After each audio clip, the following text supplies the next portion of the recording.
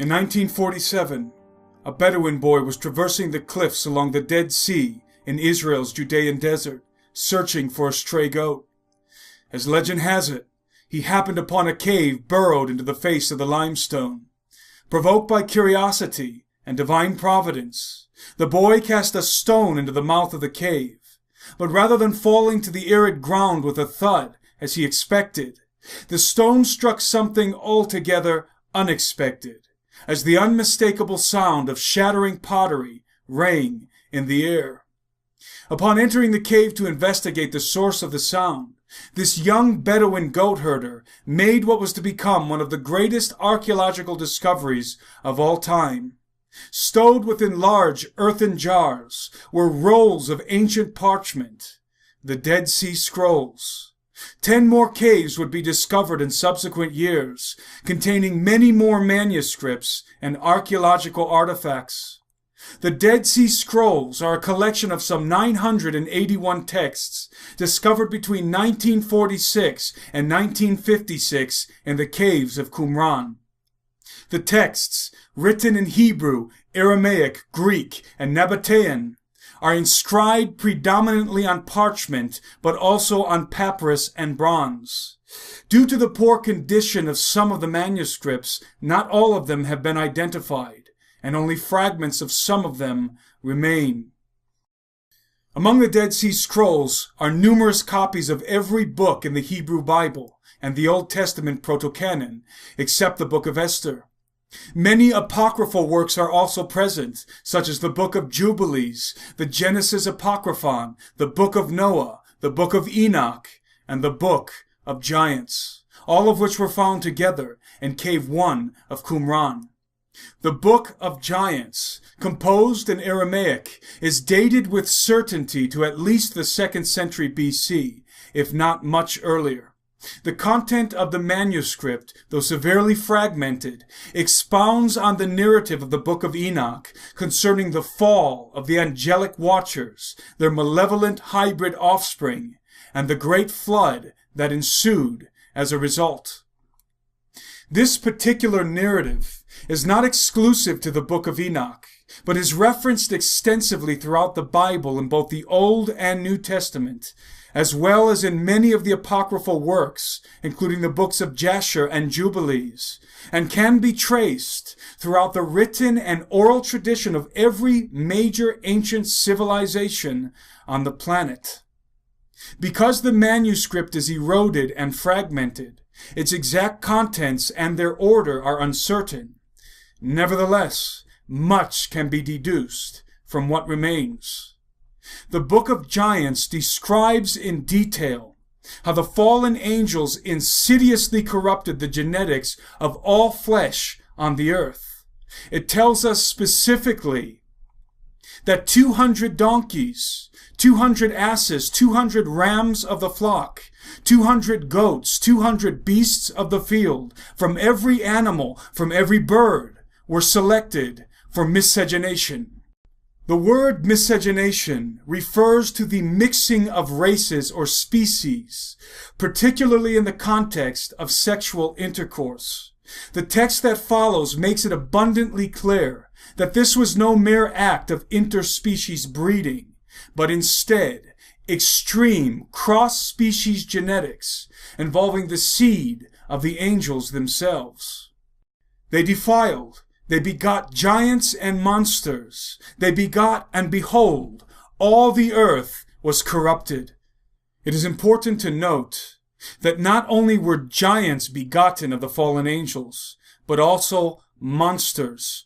According to the text, giants and monsters are two very distinct designations. Scripture validates that when angels inseminate human women, giant angel-human hybrid beings are generated. We can infer then that when angels inseminate animals, monstrous angel-animal hybrid beings are generated, varying in appearance according to their respective species. These hybrid monsters could very well have been sentient, conscious, with the ability to think and reason like us, at least in some cases, probably dependent on the degree of angelic genetic markers present in their genomes. In fact, the notions of sentience among the hybrid monsters seems to be presupposed in a particular section of the manuscript. Thereupon 2 of them had dreams, and the sleep of their eyes fled from them. And they arose and came to and told their dreams, and said in the assembly of their comrades, the monsters. This text assumes that at least some of the monsters were sentient, because they could hear and understand the words of their comrades, the giants, and presumably speak in their language. Although these monsters were in a sense the stepbrothers of the giants, having the same fathers, they seemed to be of an inferior caste. Whereas their fathers were angelic watchers, their mothers were literally beasts. We can therefore infer that their intellectual capacity was less than that of the giants, who were born of human mothers. Furthermore, both the Book of Enoch and the Book of Giants exclusively designates the giants as the children of the angels. The angel-animal hybrid monsters seem to be regarded as offspring, but not direct descendants like the giants. The Book of Enoch and the Book of Giants reveals the particular affection that the Watchers had for their human hybrid children. And inasmuch as they, the Watchers, delight themselves in their children, the giants, the murder of their beloved ones shall they see, and over the destruction of their children shall they lament, and shall make supplication unto eternity.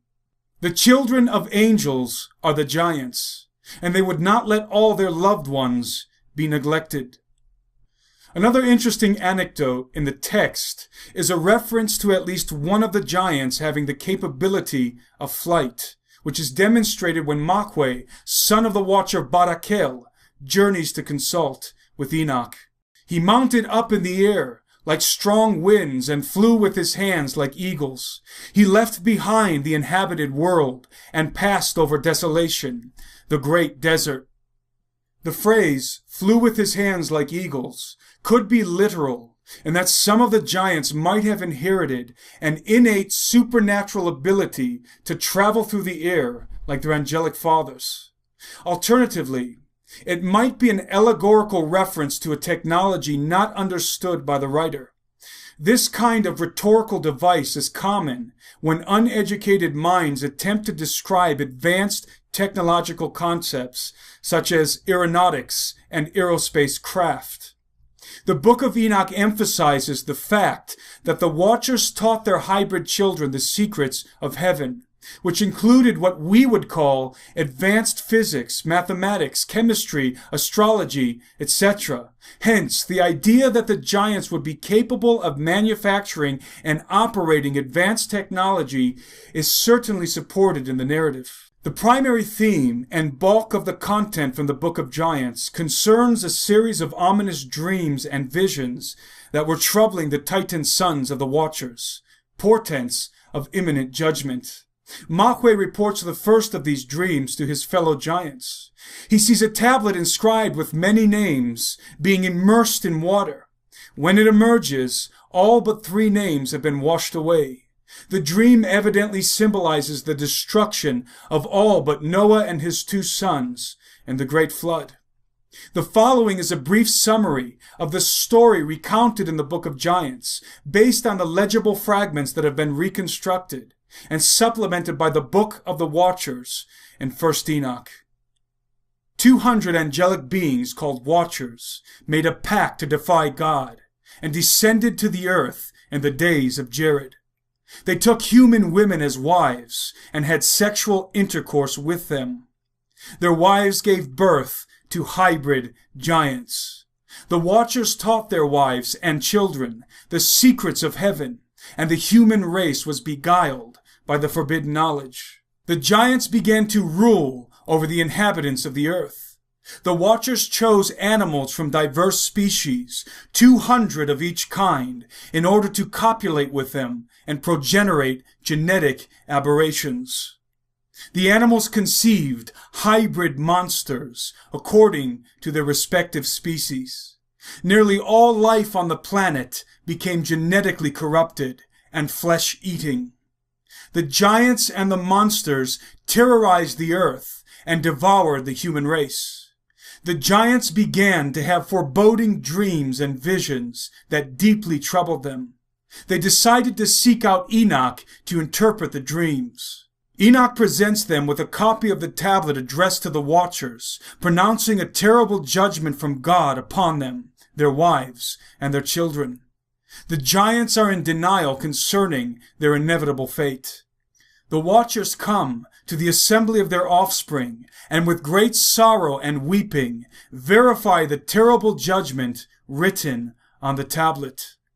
The giants, enticed by an angel of heaven, make war with one another and annihilate themselves. The Watchers are bound by the angels of heaven and imprisoned in the abyss. A great flood destroys all life on earth, except Noah, his 2 sons, and their wives.